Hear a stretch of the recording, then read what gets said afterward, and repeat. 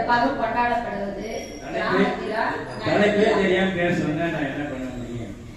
கேள்வி கேட்டு நானே பதில் சொல்லுங்க. ஆனா முதல்ல டைம் பாத்தீங்க. தலைப்பு என்ன? பட்டிமன்றம். இதுல வந்து பொங்கல் திருவிழா சிறப்பாக கொண்டாடுவது கிராமத்துல நகரத்துல. சிறப்பாக கொண்டாடப்படுவது கிராமத்தில், கொண்டாடப்படுவது நகரத்தில். இதுதான் நான் முதல்ல சொல்லணும்னு நினைக்கிறேன். ஏன்னா இங்க வெறும் கொண்டாட்டம் மட்டும்தான். இது விடுமுறை நாள் மட்டும்தான் நகரத்துல. ஆனா பொங்கல் நாள்ங்கிறது கொஞ்ச நேரத்துக்கு முன்னாடி நீங்க சொன்னீங்க, நாளையில இருந்து இந்த பொங்கல் திருவிழா தொடங்குது. நான் சொல்றேன், மார்கழி 1 தொடங்குது. நீங்க நிறைய பேருக்கு தெரியாத, நீங்க நிறைய பேர் எல்லாருமே நகரம். ஏன் மார்கழி 1 பொங்கல் தொடங்குது அப்படின்னா, கிராமத்துல ஒவ்வொரு பொங்கலுக்கும் ஒரு பெயர் உண்டு. நகரத்துல பொங்கல் மட்டும்தான் உண்டு, ஒரே பொங்கல், சூரிய பொங்கல் மட்டும். ஆனா கிராமத்துல அப்படி மனிதர்களுக்கான பொங்கலா மட்டும்தான் நகரத்துல இருக்குது. ஆனா கிராமத்துல இயற்கைக்கும் விலங்குகளுக்கும் மனிதர்களும் எல்லாரும் சேர்ந்து கொண்டாடப்படுறதுதான் பொங்கல் திருவிழாவா இருக்குது. அது மட்டும் இல்ல, அறுவடை முடிஞ்சு அந்த பச்சரிசியில வைக்கக்கூடிய நாள் இங்கதான், கிராமத்துல இருக்குது, நகரத்துல இல்ல. இதை விட முக்கியமா ஏன் மார்கழி 1 தொடங்குது அப்படின்னா, நீங்க இங்க எல்லார் வீட்டு வாசலையும் பார்த்திருப்பீங்க, நல்ல அழகான கோலம் போட்டிருப்பாங்க. ஒரு வீட்டு வாசலையாவது பிள்ளையார் பார்த்திருப்பீங்களா? ஒரு பூசணி பூவை பார்த்திருப்பீங்களா? ஒரு செம்பருத்தி பூவை பார்த்திருப்பீங்களா? இல்ல. ஏன்னா எல்லாமே ஸ்டேட்டஸ் வைக்கிறதுக்காக எடுக்கக்கூடிய புகைப்படங்கள் தான்.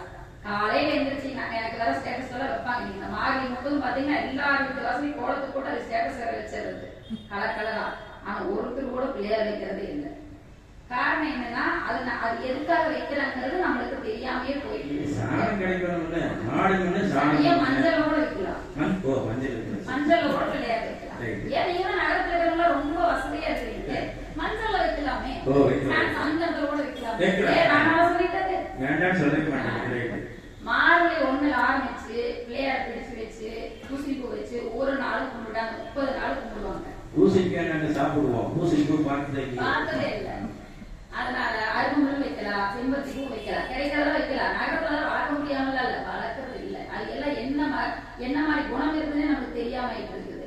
அப்போ நீங்க கொடுத்த தலைப்பு நான் ரொம்ப சந்தோஷப்படுறேன். ஏன்னா நகரத்துல இருந்து என்னத்தை நம்ம விட்டுட்டு இருக்கிறோம் அப்படிங்கறத தெரியப்படுத்துக்கான ஒரு நாளா நான் பாக்குறேன். அந்த பிள்ளையாரை பிடிச்சு வச்சு அந்த வீட்டுல இருக்கிற பெண்கள் இன்னைக்கு நாம அதை சொல்லக்கூடாத ஒரு இடத்துல நிறுத்துற மாதிரி இருக்கும். இருந்தாலும் நான் தெரியப்படுத்துறேன், கிராமத்துல இன்னும் அந்த பழக்கம் இருக்குன்னு தான் நான் சொல்றேன், நான் பாக்குறேன். கன்னி பெண்கள் வந்து காலையில எழுந்திரிச்சு எல்லாம் வாசலா பூசி மொழிகி கோலம் போட்டு பிள்ளையார் கொண்டு போய் ஒரு கூட தண்ணி ஊத்தி சாமி மட்டும் எதிர்காலத்துல எனக்கு நல்ல கணவன் கிடைக்கிறதுக்காக. மிகது தேவையில்லைன்னு தான் சொல்ல நகரத்து பெண்கள் கேட்ட. ஆனா எல்லாருக்கும் அது தேவையா, ஏதோ ஒரு நம்பிக்கை பண்ணாங்க. அது இன்னும் என்னன்னா, நான் அப்படி கூட வரல, கணவருக்காக வேண்டாம், அது மன ஆரோக்கியத்தை அவ்வளவு கொடுக்கும். காலையில வச்சா நான் பண்ணிருக்கேன்.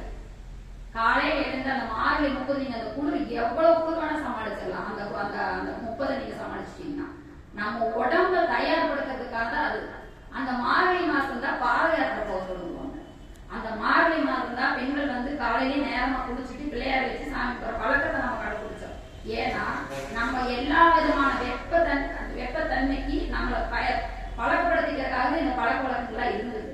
அது மட்டும் இல்ல, கிராமத்துல நம்மளுக்கு அந்த மாதம் விட்டா எல்லாருமே இப்ப நீங்க எப்படிங்க எல்லாம் ஒர்க்கிங் முடிச்சுட்டு சித்திரை மாசம் கொஞ்சம் ரிலாக்ஸா, டீச்சர்ஸ் எல்லாரும் இந்த கவர்மெண்ட் ஆபீசர்லாம் கொஞ்சம் ரிலாக்ஸா இருப்பீங்க. அந்த மாதிரி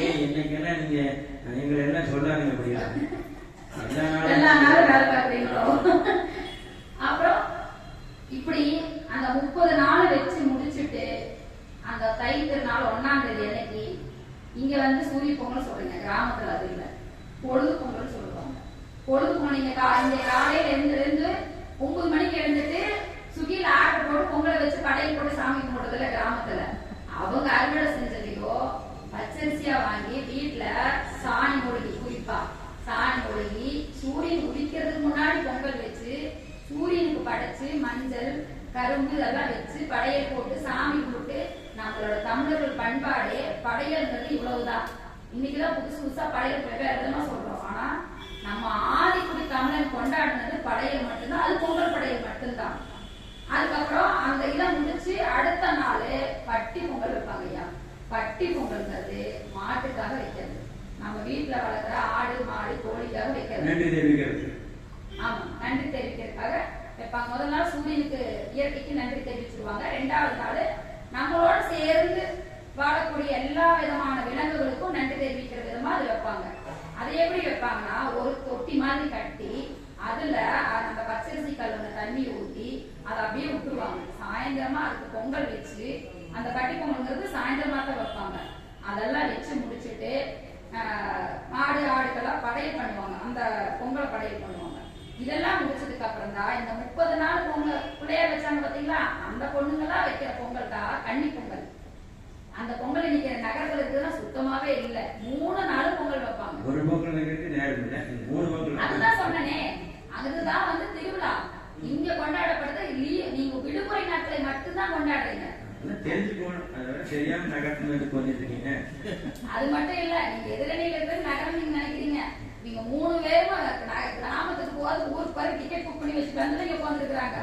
நாளைக்கு காலை ஒரு வாரம் லீவ் தொடங்கிடுச்சு. நம்ம சாண்டி டீச்சர்ல நல்லா பேக் பண்ணி வச்சுட்டு வந்துருக்காங்க.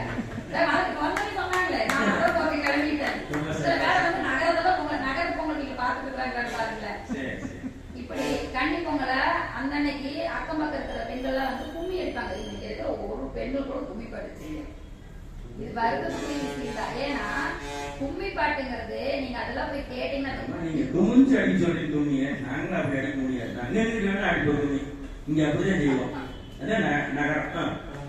அதோட முக்கியமா பொங்கலுக்கு எப்படி 3 நாளைக்கு ஒரு பேர் இருக்குதோ, அதே மாதிரி கும்மிக்கு பேர் இருக்குது.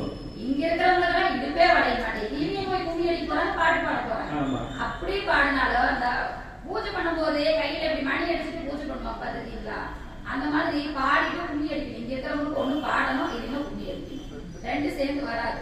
இது கிராமத்துல செல்லுன்னு வச்சிருக்க பாட்டை போட்டு ஆடுவோம்ல.